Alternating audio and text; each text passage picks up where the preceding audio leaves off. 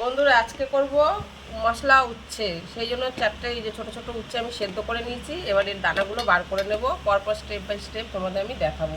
এই যে এমনি করে আমি দানাগুলো বার করে নিলাম সব। সব দানাগুলো বার করা হয়ে গেছে। এবার এর পুর ঢোকাবো, কী দিয়ে পুর বানায় চলো তোমাদের দেখাই। তেল গরম হয়ে গেছে, দিয়ে দেবো কালো জিরে, আর দিয়ে দেবো পেঁয়াজ কুচি আর টমেটো কুচি।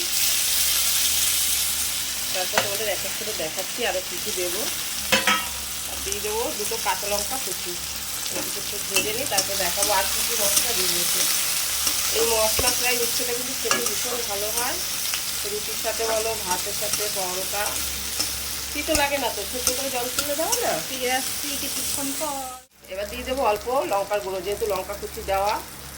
দিয়ে দেবো জিরের গুঁড়ো, দেবো হলুদের গুঁড়ো,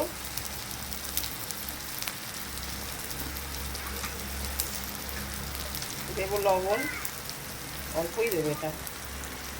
আর দেবো একটু মিষ্টি, যেহেতু আমি মিষ্টিটা খাই, ওই জন্য যারা খায় না তারা না দিলেও চলে। আমি একটু মিষ্টি দেবো যেহেতু খাই।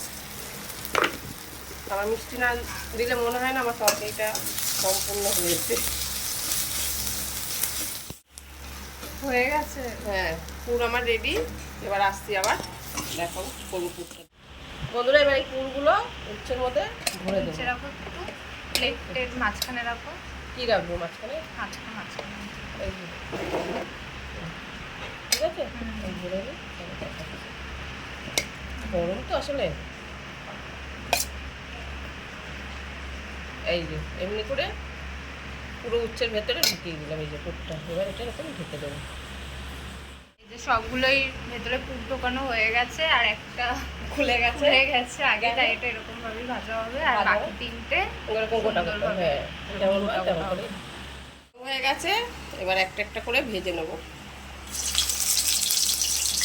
সবগুলোই দেবো, একটা না, ওইটা পরে ভাজবো। সেটা হয়ে গেছে, হালকা ভাজা হোক, তারপরে ভাজা হলেই রেডি। আমাদের আবার দেখাবো। উল্টে দিই, একবার দিয়েছিলাম আমি। হালকা লালচে হয়ে গেছে। আরেকটু একটু লালচে হলেই রেডি হয়ে যাবে এটা।